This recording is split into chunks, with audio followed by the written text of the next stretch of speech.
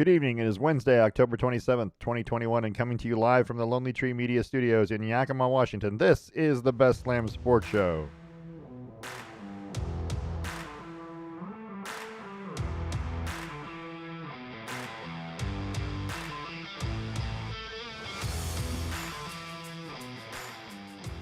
I'm your host, David Lamm, and with me is my son, Parker. Say hello, Parker. Hello, Parker. Oh, thank you very much. Yeah. I mean, it's nice to be back in front of the studio audience. So Yeah, it was hard getting him out here again. Yeah. well, the most dedicated studio audience in the business. For real. Yeah.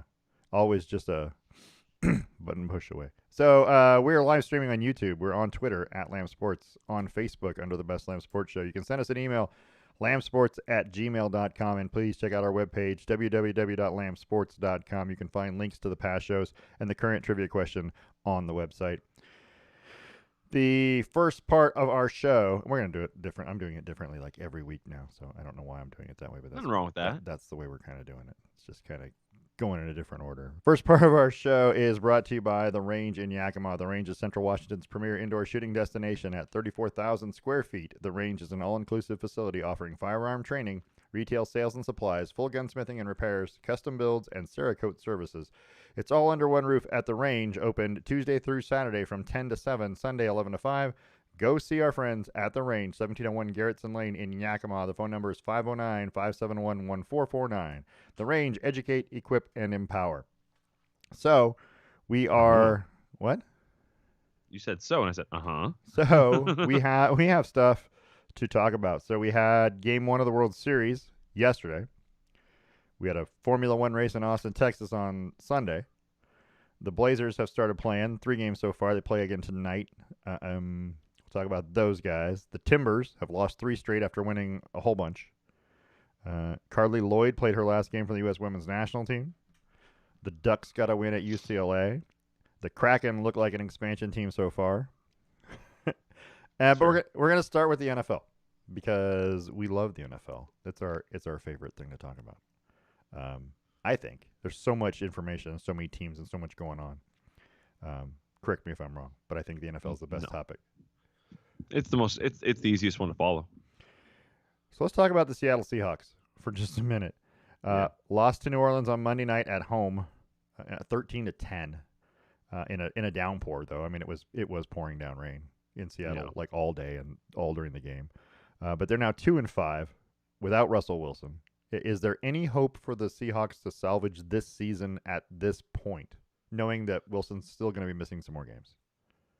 Well, as it stands right now, Wilson is supposed to miss, I think, 3 more games. Mm-hmm. One of those is against the Jaguars, who I think is a beatable team. I mean, it's a home game. And then you have the Cards and the Packers in back-to-back games, or Packers and Cards. Packers on the road and Cards at home. I think you're going to lose both those without Russell Wilson. And it's not because of Russell Wilson. It's because you have the worst defense in the league. Yeah. And it's not even close. Your defense is terrible. Can you imagine a team with Bobby Wagner on it having such an awful time?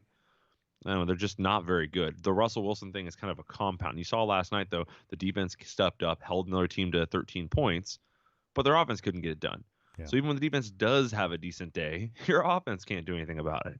So I think that they're going to be hurting. I don't think they'll be able to salvage the season down the stretch because of the progress that the Cards are making. The Cards are going to be so far ahead by the time that Russell Wilson comes back that they don't have any hope to make up that ground. Yeah, so the question, I guess, there's 2 questions that come to mind. Number one is who can help Seattle? Is there anybody in the immediate future that could go out and get that you would go out and get? Well, I mean, you could say things like Cam Newton. You could say they could try and trade for Marcus Mariota, but they're kind of bent over a barrel here in that everyone knows that they're hurting. So Cam can ask for a lot of money. Right. You know, the Raiders can ask for a lot in return. Like there's a lot, everyone can kind of really hose them, and they only need this person for 3 more weeks. Yeah. And it's like, how much are you willing to spend? Are you willing to go out and sign Cam Newton to a $15 million 1-year contract for 3 games? Right. And then have him be the most expensive backup quarterback maybe in NFL history. So I don't think they are. I don't think they're going to do that kind of thing. I fully plan on them just riding this out with Geno, maybe even looking to the next backup, and kind of going from there. But I fully expect Geno to be the starting quarterback for the next 3 weeks. Do you think there's a way that they could go out and maybe get somebody defensively to help? I mean, their defense didn't play bad this last game, but it was a downpour, and that factors into the game. But they still lost. You think there's a way that they could go out and get somebody on the defense? They've only got 7 takeaways so far in 7 games. Right. Yeah. And I think there's a couple defensive players out there that they could trade for. Nobody that's sitting in free agency, so they'd have to get one from someone. But you're talking about a team that has Carlos Dunlap on the line. He was supposed to be your answer to the line. He has that has Jamal Adams in yeah. the backfield. And he was supposed to be your answer, for your pass stuff. Like and you lost KJ Wright. You lost KJ Wright. Yeah. Your inability to pay the guy because you pay Russell Wilson is now a problem. And Carlos Dunlap has a half a sack this year. Yeah. By the way, yeah. He's an absolute bust of a re-sign. he really is. Yeah. And Bobby Wagner's about their only player who's producing, but he's one player on the field. He can't do it all. It's true. I mean, and Jamal Adams. They do have a pretty young receiving or secondary, like cornerbacks and stuff. Jamal Adams is still good. Don't get me wrong. He's a good, but he hasn't been effective this year. Let's call it that. You know what I mean? He's a guy who likes to blitz. That's the safety blitzer, and he hasn't been effective getting to the quarterback. Really, hasn't caused a lot of pressure, and the rest of their defensive backs. It's not the Legion of Boom that they used to have. It's not that type of team, and they're struggling. And when their offense is clicking, their defense doesn't have to be great. But now that the offense is terrible, you got to be lights out. And Jamal Adams hasn't been top 50 in pass defense or rushing defense ever in his career. The only thing he ranks high on is pass rushing. That is it. He is a liability at the safety spot. He can blow somebody up, but we've seen that the NFL is steering away from that. That is not the direction that the league is going to dudes who can just absolutely crush somebody. So the only thing he's really good for anymore is rushing the quarterback, which means when he's back there and the team is dropping back and you don't have him rushing, he's a liability. Yeah. I mean, he's the slimmest defensive end I've ever seen. Yeah, exactly. Yeah. But I think, contrary to what you think, well, I know the Jacksonville game is winnable. You're right. You were right. Yeah. It is winnable, but that could be an embarrassing home loss. If they lose that game, you're going to start seeing a lot of Seahawks fans. I'm going to see the season ticket prices drop. Yeah, and they are going to get booed mercilessly if they are losing that game at home. Into the Pete Carroll era, I think. I don't. Yeah, maybe. I mean, I don't know. You can't really blame Pete Carroll, I guess, for the injury, but Pete Carroll's the defensive. Yeah, the guy who calls the defensive plays. That's true. And he's been doing it for years. And over the last 6 years since they lost the Super Bowl to the Patriots, their defense has been extremely suspect. And he's mismanaged players and contracts and things like that. He's let KJ walk. He let, oh my gosh, who was their safety who went to Baltimore?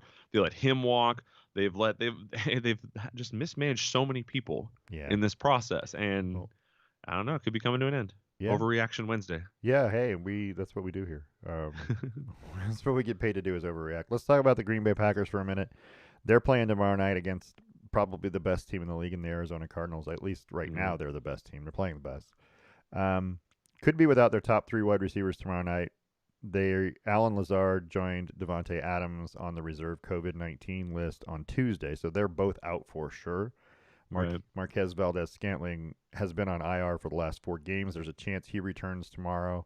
But if he doesn't, that's the top 3 receivers on Green Bay. Gone. So who's he going to throw to? Who is going to catch the football? I mean, what are they going to do? Because that's almost unheard of, to be out for all 3 of your top wide receivers for a game. And it sucks, especially because now you're sitting with J.J. Watt is no longer playing in this game.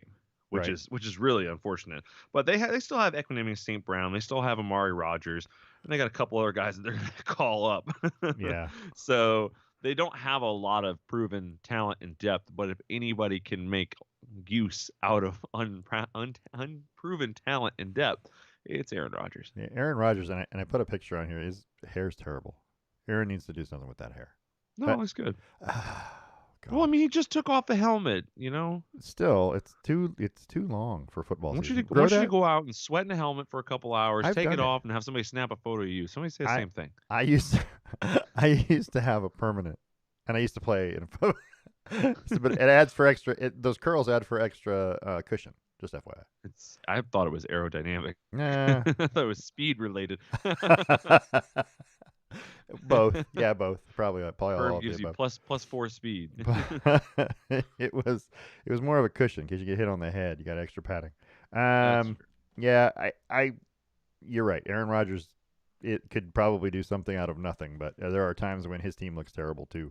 So we're gonna have to see how the Packers match up. Arizona is just they're too dynamic. I think a team right now. They have too many ways to beat you. So, And they've definitely played some good teams where you feel like at some point somebody should have kind of figured them out, but they just haven't yet. But right. it's a long, long season. I've seen plenty of teams killing it through the first 10 games Oh and yeah. then just absolutely in the last 7. So Let's talk. 6. Let's talk about something that's a little more controversial. The Washington football team, actual I thought team. I thought you were gonna say Al Davis's haircut or Yeah, Mark Davis' that's hair. not controversial. That's worse than Aaron Rodgers. Um, It's let's. So the report of the investigation into the Washington football team workplace culture that the NFL did will not be made public, according to Commissioner Roger Goodell. He said the anonymity of the people who cooperated in the investigation was too high a priority to allow the league to do so. So I guess uh-huh. my question is, should that be something that's made public? Yes. Okay, as a Absolutely. You transparency you have measure, you have this whole big thing and you're investigating people and people are getting fired over it. right? But you don't feel comfortable letting other people get fired. Who are you protecting? And it's Roger Goodell's protecting somebody yep, somewhere yep. who ratted on other dudes, and then that's fine. You know, if Or you truth will out. But man, release the or report. or he's protecting himself or someone Or in he's the protecting himself. NFL who knew about those emails Right, and didn't do because anything about Roger got sent emails on the regular and just ignored them. it. Maybe. I mean, who knows? Yeah, Yeah. it Anyway, should be out though. yeah, I agree with that. I think that's something you need to for transparency purposes, so it doesn't look like you're trying to cover something up for one of the owner buddies or something. You know what I mean? Yeah, The good old boys. So U.S. Congress has also asked for more information on the investigation, so maybe it will come out at some point. I have a feeling it will be. Yeah, they're making a huge deal of it. And so, speaking of huge deals, let's talk about the Houston Texans. Yep. Um, Houston Texans chairman and CEO Cal McNair apologized Tuesday for using the term China virus when addressing a group of people at a charity golf tournament in May. And the Yeah. actual quote was, "I'm sorry we couldn't get together last year because of the China virus." Um, McNair's father, Bob, who passed away in 2018, is famous, not really, I'll say infamous, for his comment during an owners' meeting when he said that the owners can't have the inmates running the prison Remember that one? in reference to ongoing player demonstrations during the national anthem. Right. Of course, he didn't mean it that way. And that's what they all say, right? I didn't mean it that way. Right. So, at what point do these owner guys, these rich guys who stand in front of people probably all the time and talk, when do they learn how to talk? I mean, why is that a thing? Why is it you don't know how to be politically correct? And then when you do say something bad, it's always, well, I didn't mean it that way. Well, how did you mean it? I So can understand. I can understand when somebody says something and it gets taken poorly, but it really doesn't matter that it got taken poorly. It really didn't matter how you mean it. You said something was borderline controversial. The phrase inmates running the prison, I've heard that used 1,000 times. I've heard it in reference to kids in a classroom. sure, Yeah, it can't, so I can get the argument, the statement. You can't let people who aren't in control take control, right? Because right. everything goes crazy. I can get that. However, you're a bigger guy that you're in a much bigger position. You make a lot more money. Your opinion is going to be much more heard than mine. If I said that, my small group of friends would probably be like, "Man, you probably shouldn't say that," and that'd be the end of it. But if Well, he says it, millions and millions of people are going to hear about it, including the people who are. There's already like a connotation of, you know, like what's it called, like slavery involved with how right, NFL owners treat their athletes. Like you have to be especially careful. right. So now this guy coming out and using that phrase, I don't think it was that terrible of a statement, but it does sound like what you're doing is blaming the coronavirus on China. Yeah, right. And I mean, I there's mean, 1,000 things you could have said there. right, You could have just said the virus, blame it on the virus. right. Yeah, Like, but he chose to say the word China, which means that means that feeling is there. He believes that this is somebody else's fault. right. You know, and I think they need to be coached up a little bit. I think we all know that none of us had heard that term until the former president decided to say that term, Yeah, and so that's where yeah, that came from. So yeah, it's interesting. And the other comment about the inmates is when you have a predominantly black um, workforce, right, let's not maybe we could have just said, hey, we need to maintain control here. That would have been right, fine, right? But no, right. that phrasing is just it's just an interesting choice of a turn of phrase when you're just I think you're But I use colloquialisms all the time, and like I said, pot calling the kettle black the other day, yeah right? And that's nothing wrong with that, no but unless somebody involved in the exchange is black, or a pot or a kettle, or a pot or a kettle. At which right? point you could find a moment you might want to rethink using it. But I use them so often, various things so often, that it would take somebody going, "Hey, where'd you hear that?" Like Right. things like that, and you kind of go, "Oh, wow, I probably shouldn't have done that." But he could. These owners, they have very little accountability, as evident by the fact that Roger Goodell is willing to shelter all of them Yeah. from any fire. So I feel like it's kind of a wasted thing. He's gonna apologize. Right. Nothing's going to happen. We're all And going to move on. and did they need that attention with the Deshaun Watson issue? I mean, I'm just saying, but Maybe whatever. that was the point. Take it away to take the focus away. Maybe. Yeah, I mean, yeah. could be smarter than we think than we're giving him credit for. I'm just saying. All right. So the Los Angeles Chargers cut their kicker Tristan Vizcaino on Tuesday and signed Dustin Hopkins, formerly of the Washington Football Team. LA coaches had been insistent that they were confident in Vizcaino despite his league high 5 missed PATs through 7 games. Clearly not. So, Yeah, yeah, I mean, it, I said it, I think, not the last game, but the game before, he had missed one. And I said, they need to cut him. They just need to let him go. Because if you're going to miss PATs, you're going to cost the team the game at some point. And they didn't cut him then, but they decided that the last 2, I think he missed 2 in the last game, and that was it. So, great. There's our glitch for this week. And hopefully we'll get him back here in just a second. all right. There he is. All I'm right. here. No worries. Yeah, So it just takes a second. It goes all glitchy for a few seconds, and it pops right on back. yeah, we got a thing going. Let's talk about Tom Brady Yeah. for a minute. Yep. So he threw his 600th touchdown pass on Sunday, and Mike Evans promptly gave the ball to a fan, which is really Can't what he be was. that guy. Was what he should have done. I mean, that's the thing, Makes right? sense. You give the ball away because I guess he just didn't realize or forgot that it was the 600th, that it was a big deal. Yeah. And then, of course, TB wants the ball back, right? Mm-hmm. So they went out and negotiated with the fan, and that ball's probably going to end up in Canton, Ohio, or somewhere. I'm imagining. Yeah. But there's 2 questions. Number one, here's the first one. Well, no. First of all, tell me what that fan got from the Buccaneers in exchange for Okay. giving that football back.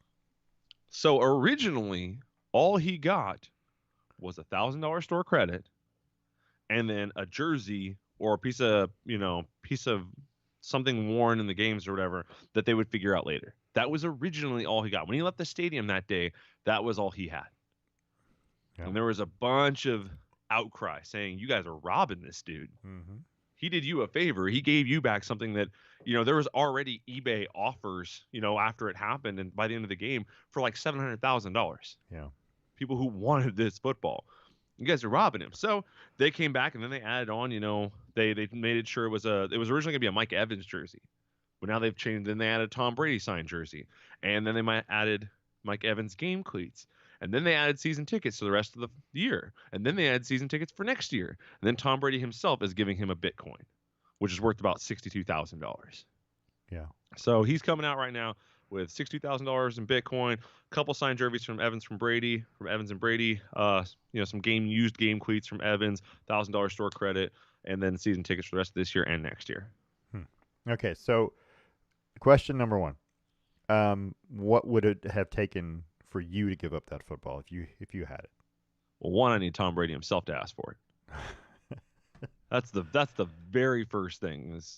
Yeah. I think I said to you yesterday, they would have walked up to me and they said, "Hey, because I guarantee you, But this guy in an official Tampa Bay shirt and hat walks up and goes, "Hey, can I have the football?"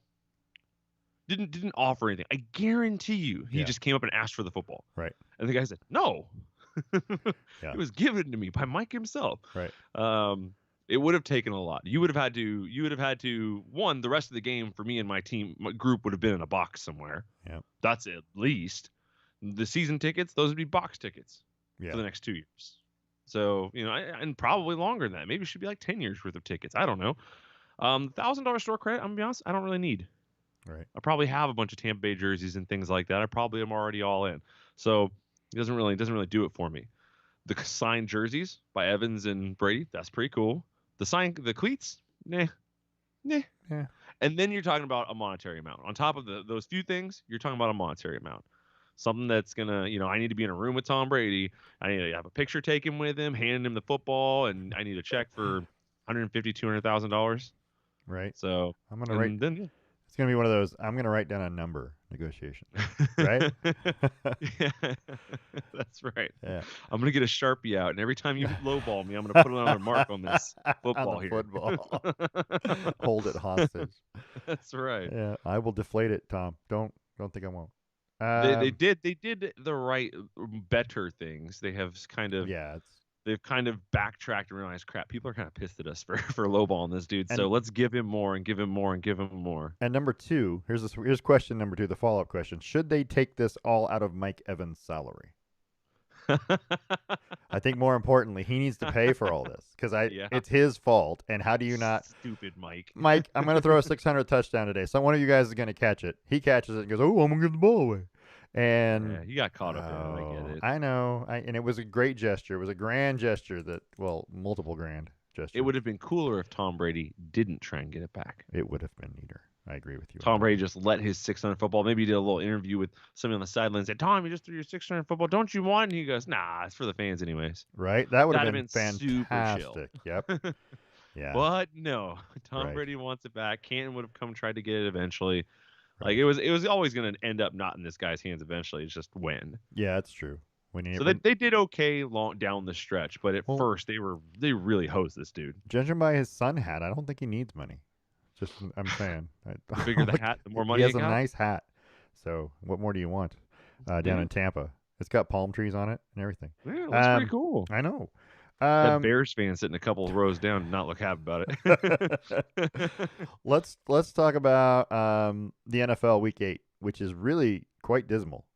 I'm going to tell you. Green Bay at Arizona tomorrow night seems like a great game if Green Bay has someone to throw to or someone to catch, I guess. But Arizona, I would put my money on Arizona in that game. I Yeah. noticed you picked Green Bay. Just saying. I'm just saying. Feeling a little bold. It is. It's a thing. I'm just You know, curious. Okay. Seems like a trap. Like maybe they don't have anybody to throw to. It seems like a trap. How is this going to happen? And then Right. boom, Yeah. St. Brown has 200 yards receiving and two I mean, touchdowns. it's entirely possible. I see your point. 5-2 Tennessee at 3-4 Indianapolis on Sunday, and you ask why I highlight that game because Division. if Tennessee wins, Mhm. they will have a 3-game lead in the division halfway through the season, which is Not bad. giant. So almost Tennessee wrapping up the division halfway through the year. And if they lose, they'll only have a 1-game lead, right? Yeah, it'll be tight again. Yeah, it'll be tight. So that game's super important division-wise because there aren't very many games out here that I'm looking at going, hey, these are great. 6-1 Tampa Bay at 4-2 New Orleans. Well, it's New Orleans' turn to lose a football game because that's their pattern. Right. So I don't know. But the rest of the games are. I mean, I look at that schedule. Is there any other game on there that you are just going, wow, that's gonna be a great football game? Pittsburgh, Cleveland has got intrigue. Cleveland's dealing with some injuries at their wide receiver positions and Baker Mayfield and stuff like that. So I'm curious to know if they're gonna hold on. And then Dallas, Minnesota. Okay. That's probably my other one because Dallas I think they're a good team. I don't want them to be good, but I think they're a good team. And Minnesota's they're just a sneaky team. You're just not sure what you're going to get out of them. I can get behind those two games. I think the Pittsburgh Cleveland game is a must win for both teams. Honestly, I think you're at a point in the season where you're 3-3 or whatever they are, and you got to win. Otherwise, Baltimore and Cincinnati are going to run away with this division. Yeah, there's a lot of people in must win moments. The Broncos, they're playing Washington football team. They need to win. If they don't win, then you might as well just start tanking for the rest of the season because you don't have any hope of catching anybody. The Chargers need to win to keep pace with the Raiders. Tanking for Kayvon. Tanking for Kayvon. Oh, I mean, I like don't it. know if that's I don't know if I that's a like real it. thing, but yeah, we could start that now. All right, so that kind of covers the NFL, but my trivia question is NFL. So let's talk about my trivia question, shall we? Yep. The Stave and Stone trivia question is this: one NFL division put 4 teams into the playoffs in 1 year. Ooh. What division was it, and what year was it? That's the question. Okay. They put 4 teams into the playoffs. So Interesting. there's that, which I didn't know was the thing. I didn't know it ever happened before, but my crack research team told me that was a thing. Thank God for that crack research team. I know, right? I'm giving them all a raise. So let's talk. Let's talk about the Ducks because this is a thing. So the number 10 Oregon Ducks beat UCLA in Pasadena on Saturday, 34-31, to move to 6-1 on the season. Ducks fell behind 14-0 in the first quarter, but then outscored the Bruins 34-3 to take 34-17 lead, and then kind of let it dwindle away. In the final score, 34-31, UCLA actually had the ball late, and an interception ended that last drive. They tried to give it away. I mean, that's kind of how I feel. Oregon tried to give it away. Anthony Brown was 29 of 39 for 296 yards, but no touchdown passes and 2 interceptions. He was also the leading rusher on the team with 85 yards on 6 carries, 43 coming on 1 touchdown run. Travis Dye became the first player at NCAA football history to score a touchdown on 4 consecutive carries. He only had 6 carries on the game. Yeah. And he only had 35 yards. It's a pretty high percentage. Yeah, it's pretty good. That reminds me of, you might not remember, touchdown Tommy Vardell, who used to play for Stanford. Big old fullback. And they used to give him the ball on the 1 or 2 yard line. It was Monty Ball kind of thing for Wisconsin. Yeah, every time they got close to the end zone, he got the football. And he had like 20 carries on the season for 16 touchdowns or something like that. So anyway, that's back in the day. I'm old. So uniforms were a hit, yes. Yeah, people seem to like him. I thought they were kind of funky, but people seem to like them. They were a little on the bland side, to be honest. The splatter, or they called it eggshell, but the splatter paint, which I guess was green, sort of. It's green, yeah. It's not. I have a hat, and like it's distinctly green. And their helmets also green-ish. Green. They just green helmets, green numbers, green speckles. It looks so black. It was such a cloudy and overcast day that it didn't do anything for it. I mean, hell, the UCLA almost looks royal blue in some of these pictures. Well, they're getting close. Yeah, I thought they were good. I thought that the uniforms looked really good. This is a really sharp looking uniform. I hope they'll repeat it. So far this year, they're not doing that. Like they wear a different uniform every week, and they keep winning. So that's what's most important, right? But I would personally like one convincing victory that we don't have to worry about from start to finish. Ohio State. No. That we don't have to worry about the score. Like it's out of hand already. We've already won it. Well, you and I are going to Colorado this weekend. Yeah, so that's what I'm hoping. That's what I wrote down here. Maybe this weekend, 2-5 Colorado, 12:30 p.m. on Fox if you're going to watch it on TV. But we'll be at the game. Oh yeah, dressed in our yellow. That's right. So we were talking about banana costumes. Are we still doing that? Oh my gosh, that would have made so much more sense now that they've announced that it's yellow. Anyway, so the Ducks now are number 7 after the win. Right. And they're still right there. And they have a win over the number 5 team in the country, which is Ohio State. Right. So, I think if they take care of business and win, then it's not a thing. They should probably get in, but we'll see. Yeah. Let's talk about Oregon State because the Beavers are they're actually leading the North still. Yeah, kind of. So they bounced back from a bad loss at Washington State with a 42-34 win over Utah in Corvallis. And the Beavers are unbeaten at home so far this year. They trailed 24-14 at halftime, then they outscored Utah 28-10 in the second half. B.J. Baylor is still, 19 carries, 152 yards, and a touchdown. He has 830 rushing yards on the season. He's not even being considered for anything, I don't think, any awards or anything. But he is one of the leading rushers in the country. And he has one of the highest. He's 7.1 yards a carry, which is ridiculous. Let's admit. If you can get 7 yards a play in college football, you're going to win a lot of football games. Yeah. So Oregon State looks pretty good. Not great. I mean, they're not a great football team, but they Right. look good enough to beat you if you can't stop the run. Especially, they're a one-dimensional team. I think they only threw 14 passes in this game. So if you can stop the run, you can beat them. But otherwise, forget it. So Yeah, and I don't think that stopping the run is going to happen this weekend. So, yeah, with Cal. yeah. So Well, I that's think true. they'll still be fine. I think they'll win another game this weekend. You're right. So let's talk about the rest of the Pac-12 games that happened this weekend. Washington was a 2016 winner over Arizona in Tucson. Arizona is still winless on the season at 0-7. Number 13 Notre Dame with a 31-16 win over USC in South Bend. Cal with a 26-3 win over Colorado and Berkeley because Colorado can't score.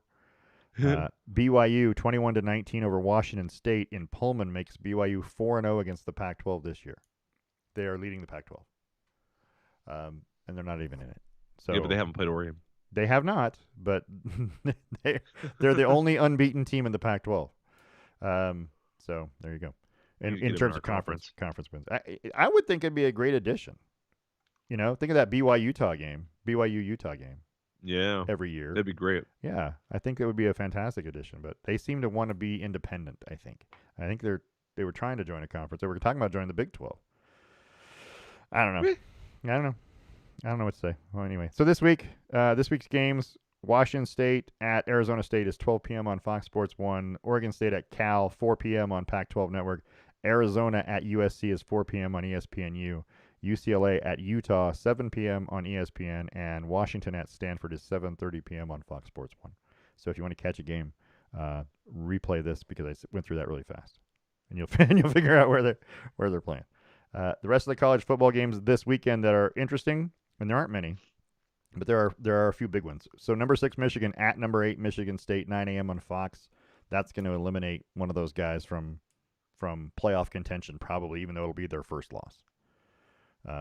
Odds are, because at this point, one of those teams is going to be unbeaten, and unless you beat Ohio State also, you're not going to win your division. So I feel like that's a gigantic game. Number 20 Penn State at number 5 Ohio State, 4:30 p.m. on ABC. If Penn State can pull that upset, right, then you've got an interesting race in that division. I think that'll make it really interesting, but I don't think Penn State can do it. If Penn State beats Ohio State, do they end up above Oregon? No. Do they jump Penn State 13 spots? Right. You never. Well, I mean, you never know. I'm not gonna never say never, but never. Right. Number 10 Ole Miss plays at number 18 Auburn, 4 p.m. on ESPN, and everybody's giving Matt Corral, the quarterback of Ole Miss, all kinds of love, like he's a Heisman Trophy candidate, and I'm like, okay.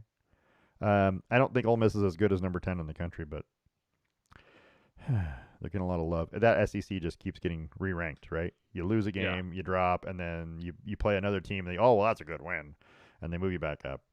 And every year. Yeah. So I don't think Auburn's the number 18 team in the country either. I don't believe that. I don't believe they're a top 25 team. But I agree. What do I know? Every year. Every year. Let's talk about the World Series because it's happening, whether you want it to or not. That was the wrong way to say it. Maybe, I don't know. So last night, Game 1, right? Braves won Game 1, 6-2 over the Astros. Jorge Soler became the first player to hit a home run in the first plate appearance of a World Series, which I would think they've been doing this for a couple of years. That I would have thought that would have happened before, but apparently not.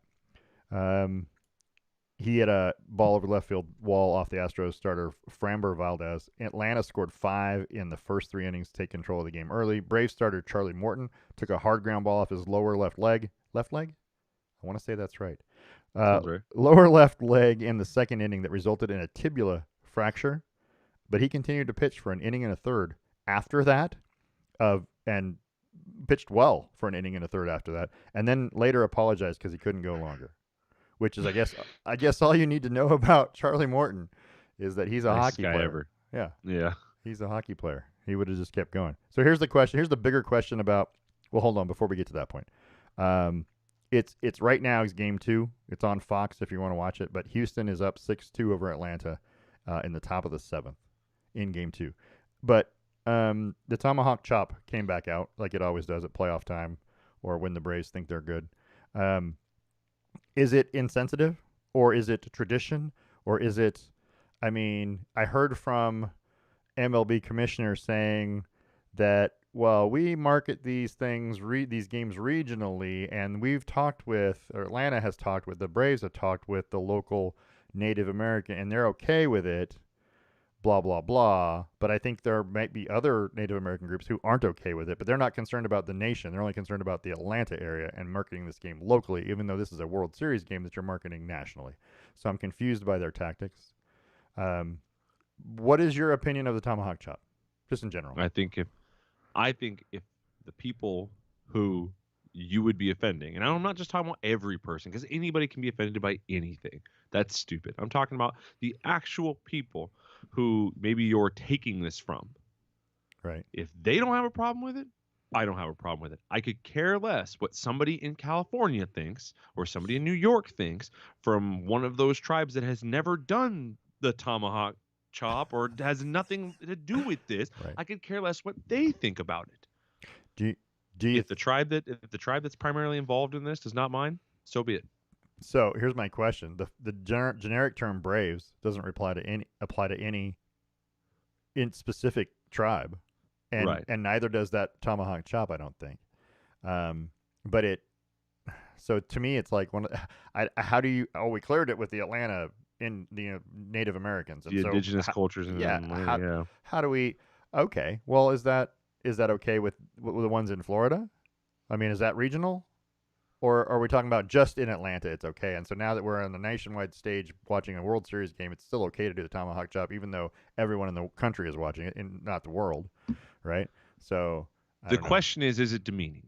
Is it? Yeah, I don't even know if it's Is it demeaning or is not. it demeaning? I don't Because know. nobody's walking away from the tomahawk chop going like nobody's doing it going, yeah, let's spite those Native Americans. Here it is.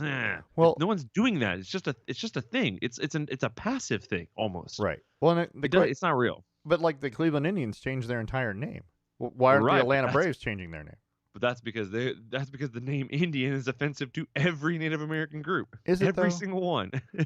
Yes. I have Because none of them are Indian. I have Native American in me. And that's also offensive to every Indian, I'm just which saying. is a large population. I guess. All right. There's a difference there, and then And you the throw on the Redskins fact was, that Chief but Wahoo, but your Chief let's Wahoo mascot was Chief a little Wahoo. rough looking to begin with. So that's, I mean, but there's, I mean, so let's be honest. There's levels of this, though. I mean, the term Redskins is offensive. Right. I'm on board with that. I can say, yeah, I get it. Fair. And then we go down to the Indians, Right. and now we're at the Braves.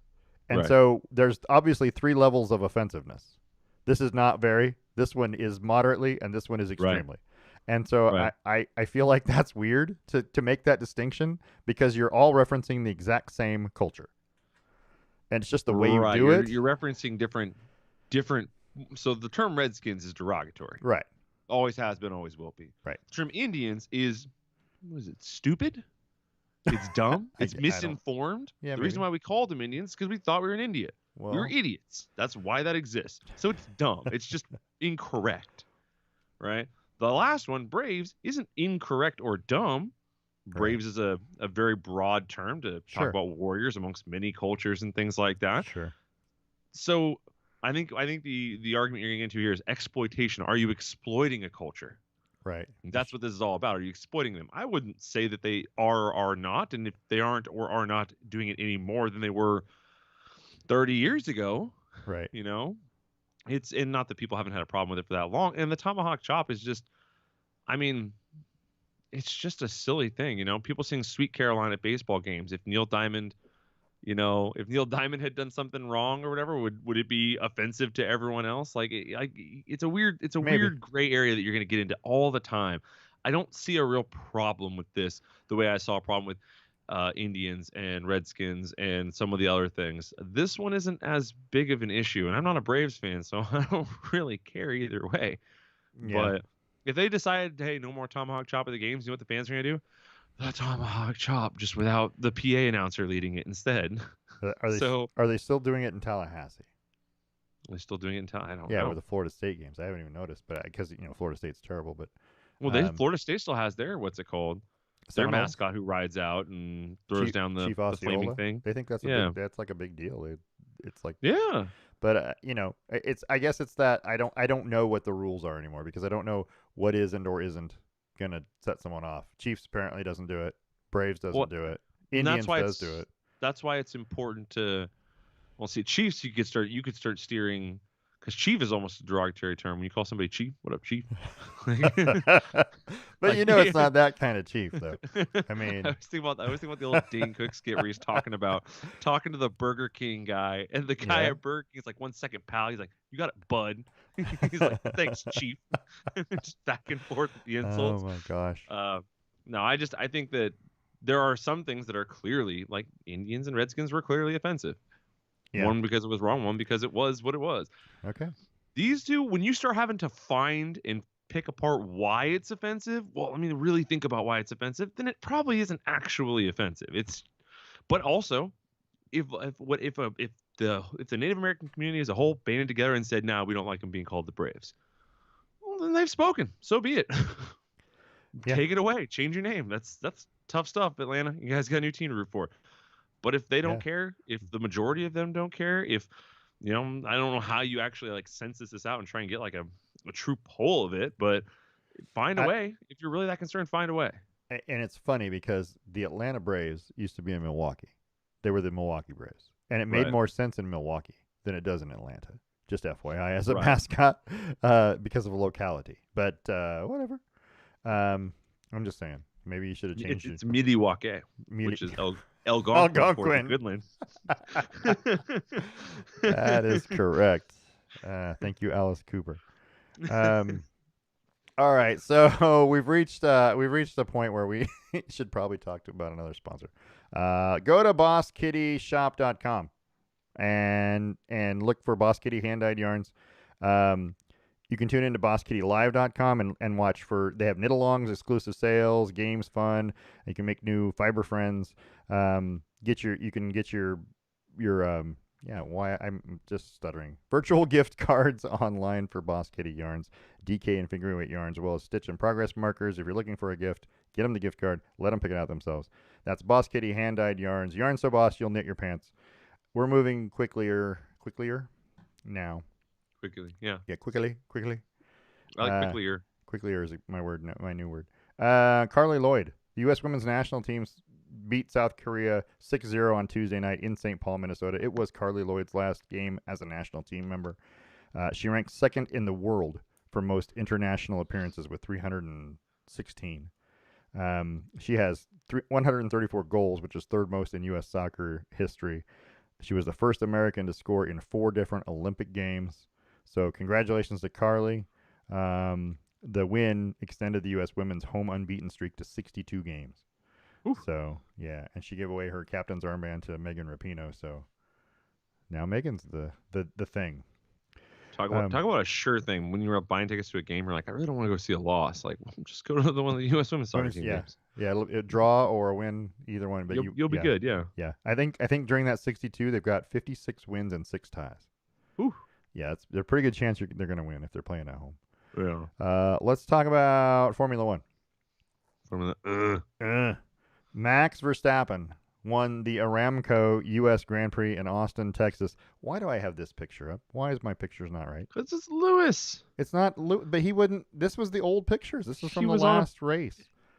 Well, you got to fix that, yeah, because there's the water. It wasn't. Yeah, definitely this was not even. This is not even the right stuff. Who's in charge of this Folks, crap? imagine this, but also sunny. But also drier and in Texas. Drier and in Texas. Not that you can tell from looking at the track. This is absolutely not what I had, and I don't know where my pictures went. I don't know where that slide went.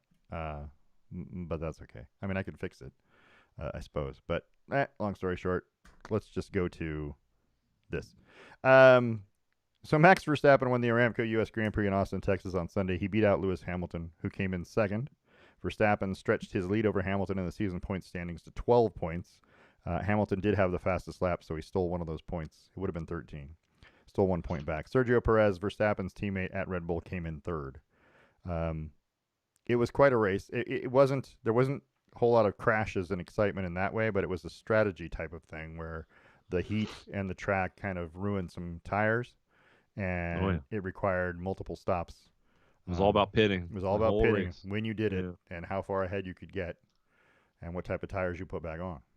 Yeah. So yeah, it was a pretty exciting race. I was there, and the pageantry and the excitement of all that to see um, the Dallas Cowboy cheerleaders and the University of Texas marching band and the flyover, and it was exciting. It was really an interesting experience. That So makes sense. I have some questions for you about it. I am ready. All right, what was the single coolest thing you saw? The single coolest thing that I saw there. Right. So maybe Danny Ricciardo. So before before the race, on Sunday, all the drivers went out and they got on the back of a flatbed that was pulled by a big semi truck, and they did a lap around the track. Right. Well, Danny Ricciardo comes out and he's wearing his cowboy hat and his University of Texas basketball jersey, Yeah. and he did this a couple of years ago, and he wore the football jersey, University of Texas football jersey. He is a gigantic Texas fan, a fan of the United States in general. He's from Australia, but he's just a gigantic fan of the United States. And when they go to Texas, is his chance to put his cowboy out there, and you could hear him talking on the. They were interviewing him on the flatbed, and he's trying his best to do his southern drawl, and said y'all as much as he could. He had a toothpick hanging out his mouth. That was probably the best thing I saw, just in terms of fun. He looks like the driver that has just in general has the most fun in Formula One.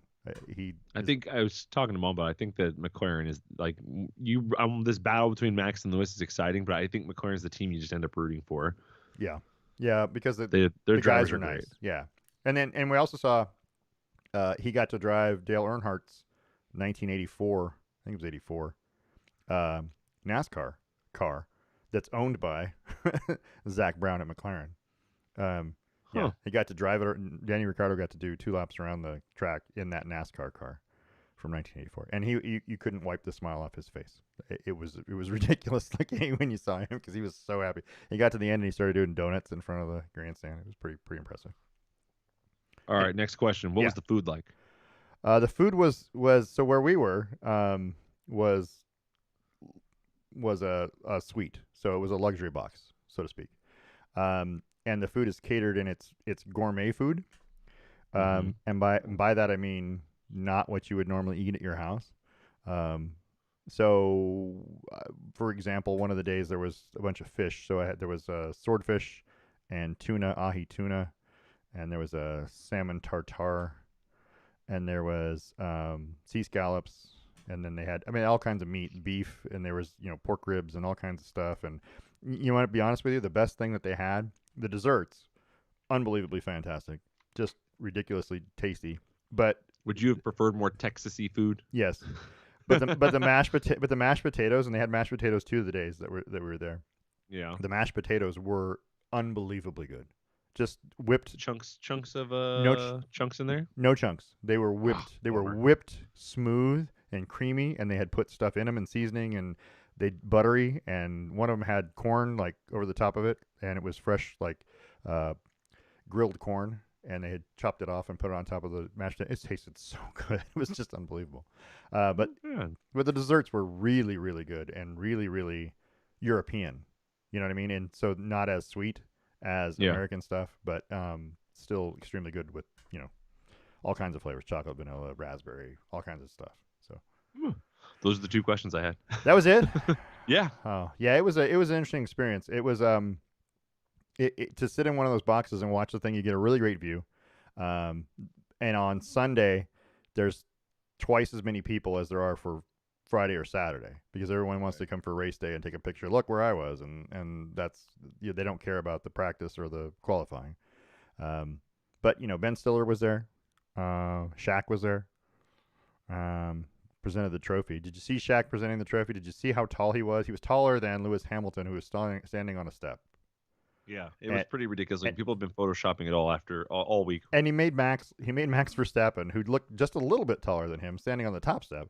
He made him look like a 12-year-old. Just ridiculous. He's handing him the trophy, and Shaq's one hand is covering 3/4 of the trophy. And I'm like, jeez. So yeah, I mean that is a large human. Yeah. But yeah, That's no, really cool though. it was pretty interesting, and the whole Texas part of it. If you had from where we were, the problem was you had to go walk quite a distance to get to any of the thing. It was like 7 little villages spread out throughout the racetrack. The racetrack is 3.6 miles long, and so throughout the thing, there's different places where you can go and get food and things. And you could have went and got Texas food, corn dogs, and fair food. Yeah. You could have went out and got that. Biggest complaint, and I'm just going to throw this out there to the F1 people that are listening.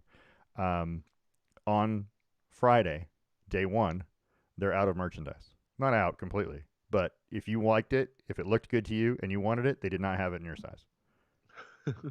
And so all they had left was Williams Racing stuff, and nobody likes Williams Racing. And if you wanted, they have here. There's a Mercedes. Oh, look at that Mercedes Polo. I would like that Mercedes Polo. Oh, are you an extra small? No, I am not. Well, you're not getting that. So that was exactly how that went down. And it was really frustrating. I'm thinking, well, they're going to replenish it, right? And for tomorrow, there'll be more. Not so much. So I don't know. It was interesting. It was, and things were heavily priced. So a T-shirt with the logos on it, you know what I mean? Looks like kind of like a racing polo, but only in T-shirt form. Yeah. Was $70. Well, that's consistent with their online pricing. They're like a 2021, 2022 team shirt or whatever it's called. Yeah. They're like $69.99 online. Yeah, $70 for a T-shirt. I was like, really? It's you guys realize it's a T-shirt, right? Anyway, but yeah, it was fun. I still had a good time. It was fantastic. It was a great weekend. So maybe I'll get to do it again. We're going to go to Europe for the next one. So I would love to do that. Yeah, So count me in. Okay. So what are we moving to? We were just doing Formula One. We got to talk about the Portland Timbers real quick. They've lost 3 straight games heading down the stretch, and they find themselves in a dogfight for 4th spot in the Western Conference. Portland has 46 points right now. They're tied with the LA Galaxy. Minnesota United has 45. LAFC and Vancouver each have 44. So everybody's within like 2 points of each other. And Portland's playing San Jose tonight. Portland. Right now they're up 1-0. Yeah, Portland with a 1-0 lead at the 43rd minute there at Providence Park in Portland. So that's good. They needed a win, but San Jose's bad, so that was probably a given. We'll see what happens the rest of the way. But anyway, they're struggling down the stretch, and we'll see what happens. 2 games left after tonight. They play at Real Salt Lake and then home against Austin FC to end the season. So let's talk about the Kraken real quick. The Kraken are 2-5 to start the season, and they look like an expansion team. Yeah, they don't look great to me. And this is coming on the heels of Las Vegas last year making the playoffs as an expansion team. Las Vegas got out to a hot start and just never really looked back. Yeah. But to be fair, the Kraken at what's their official record? 2-4-1 technically. That one being an overtime loss. That's what that third column is, by the way. It's not a tie, in case everyone's wondering. Yeah. If you read the hockey standings, it's wins, losses, overtime losses, which you get a point for. Right. But Seattle's not by any stretch the worst team. The Kings are 1-4-1, and the Coyotes 0-5-1. The Blackhawks are 0-5-1, and then Montreal, who they beat last night 5-1, is 1-6 on the season so far. So they're doing all right. Well, they're 5th in their division of 8, so they're not at the end of the division yet. Right, but it's early. We've only played 6 games out of 80 something, so it's a little early to determine who's any good. But Carolina 5-0, they're unbeaten. Florida 6-0, they're unbeaten. St. Louis Blues are 5-0, and Edmonton is 5-0. Those are unbeaten teams in the NHL right now. So if the playoffs started today, the Kraken would just miss it. But we got a long ways to go. Long ways to go. We'll talk about more about that. We'll also talk more about the Portland Trailblazers. But we're going to talk a little bit right now. They're 1-2 so far this season, and they looked, a little inconsistent early. They lost the first game to Sacramento by 3 in a game they were behind, and then they made a comeback, but it just kind of fell a little bit short. And then they blew out Phoenix. Phoenix was on the second half of a back-to-back. They played the Lakers the night before, and Portland wins by 29, and then Portland gets blown out by the Clippers by 30 in the next game. So it looks a little up and down, a little erratic at the moment. Have you seen anything from watching? And they're playing right now. Currently, second quarter, they're trailing Memphis 46-41 with about 5 minutes to go. Just FYI. Memphis is the highest scoring team in the league, so that's not going to be an easy win. Could be a bit of a shootout. Yeah. So anyway, have you seen anything so far that would lead you to believe that something will be different this year than it was last No, year? not a thing. As a matter of fact, the only thing I've seen that would lead me to believe it's going to be worse is the fact that Dame can't make threes. Yeah. Dame is shooting terribly on the season. I mean, he has had 2 games where he's shot like 8+ threes with made 0. Like, that's not great. It's been He's a shooting struggle. us out of games. Yeah, it's been a struggle so far early. I think CJ McCollum has looked better than Dame so far. Yeah, good thing we didn't trade him, right? Right? Everybody wanted him to be gone. But it's too early. I mean, it's really early to tell, to try and determine if there's going to be an issue. But when your number one shooter isn't shooting very well, at what he does, which is hitting 3-pointers, it might be in for a long season. I don't know. What do I know? Yeah, he was 0 for 8 in the first game. He was 2 of 7 in the second game and 0 for 9 in the third game. Yeah, that's not great. And tonight he's 1 of 3. So makes you wonder. It's just adding up. Dame is shooting sub 20% from 3. This is a guy who's supposed to be able to hit it from the logo. Yeah, it makes you wonder what's going on, or if there's something wrong with him, or is it? I mean, I think they're using him a little more as an option, as a distributor and things like that, and they're putting a little more on CJ's shoulders. But they've also were planning to use Norm, but now Norm is hurt. So yeah, they were planning to stick with that 3-guard system, which I hate. Yeah, I hear you.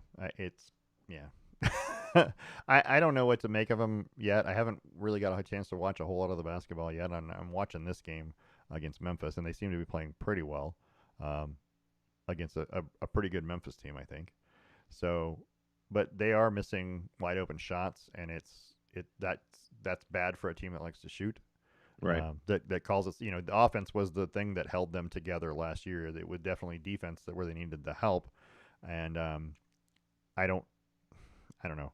They gave up 134, was it, to 124 in the first game, and then they gave up 116 to the Clippers. Right. Yeah.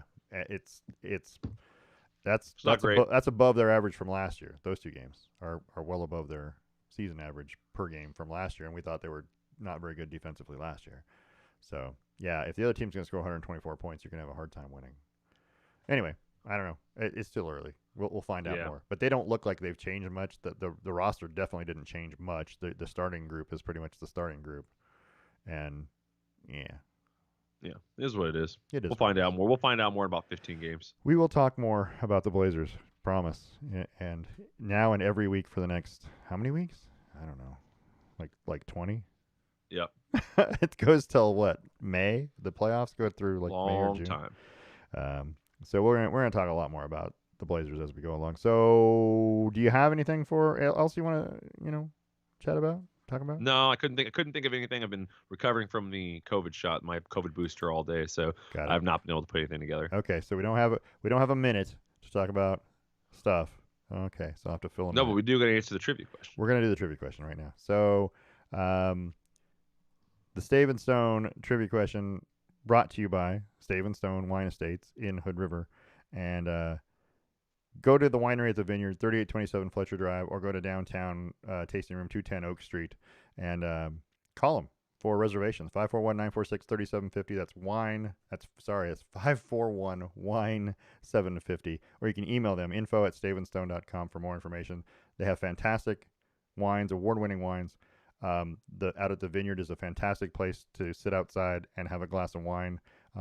Views of Mount Adams are just spectacular, and there's a lavender field. Well, it's not in bloom now, so it might be a little difficult, but there's a lavender field right next to them. It's just a beautiful place. So anyway, I suggest go there. Stave and Stone, wines with personality. So the trivia question was, do you remember?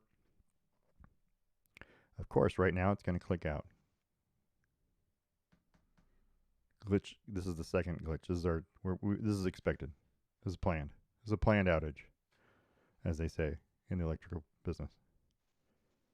And I think he's back. There he is.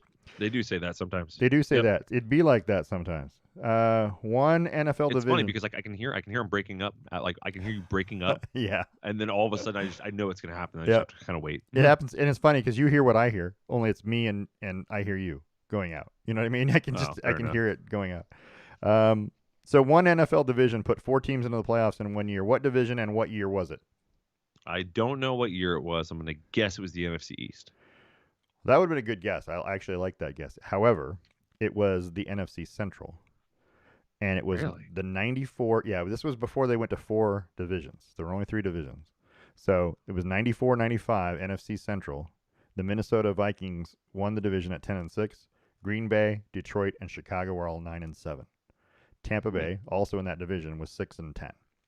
So those top 4 teams all played on Wild Card Weekend because they were the lowest 4 seeds, and they all played each other in the first weekend, and they all 4 got eliminated after the second round. So yeah, so that was the year that San Francisco and Dallas were the other 2 teams in the playoffs, and they were really good. And that was the year San Francisco, led by Steve Young, beat San Diego in the Super Bowl. So there's that. That's the only time it's happened. 4 teams in one division. Dang. And now you'd have to have all 4 teams in your division make it. Yeah. Because now they're all 4 teams. Right. But yeah, I thought it was 3. I thought there was no more than 3, but I was wrong. What do I know? So I guess if I would have thought, I didn't know that divisions were bigger at one point. yeah. So if I'd remembered that, then I'd have been like, oh well, then there's a chance that somebody could have gotten in. Yeah. Yeah. Yeah, it was. I want to say there were 14 teams in each conference, like a 5, a 4, and a 5, and then they expanded and added the 2 teams, and I want to say that was Jacksonville and Carolina. Maybe Carolina. I think that's right. And then they were at 5 per division, and then they decided we're going to add another couple teams, and then they broke it up. And I'm like, okay, well, so now we have 16s. We're going to divide it into 4s, and then they screwed up with the playoffs and everything, and they've got it all messed up now.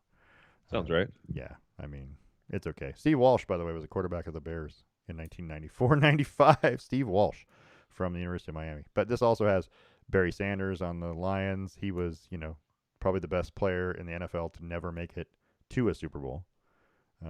Brett Favre was the quarterback in Green Bay. Warren Moon was the quarterback in Minnesota.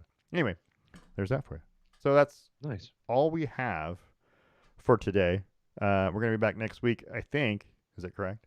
Am I right? Yep. Plans to be back next Wednesday. Wednesday, November 3rd. We'll tell you all about our road trip to Eugene to watch Oregon play Colorado and all of college football, all of the Pac-12, NFL, Major League Baseball, World Series still might or might not be in progress at that point. We don't know, but it depends on who wins. But we'll bring you coverage of that too. Major League Soccer will be right next to the playoffs. We'll be right up on it. Be able to tell you who's in the playoffs and who's not. There is no Formula One race this weekend. The next one's in Mexico in 2 weeks. But we'll also talk about the Seattle Kraken. All that and more, whatever we can manage to shove into the program, which I think we do a pretty good job. Yeah, we do. Yeah, we do. So that's it for today. Again, we're live streaming on YouTube every weekend. We're on Twitter at Lamm Sports. We're on Facebook. All you have to do is type in the Best Lamm Sports Show in that search, and you'll find it. You can email us, lammsports@gmail.com. And I urge everyone to send me comments, questions, concerns, something you want to talk about, something you want to hear us talk about. Send it. We want to thank ESPN, MLB, NFL, NBA, MLS, our sponsors, The Range in Yakima, Boss Kitty, Yarns, Stave and Stone White Estates in Hood River. We'll talk to you all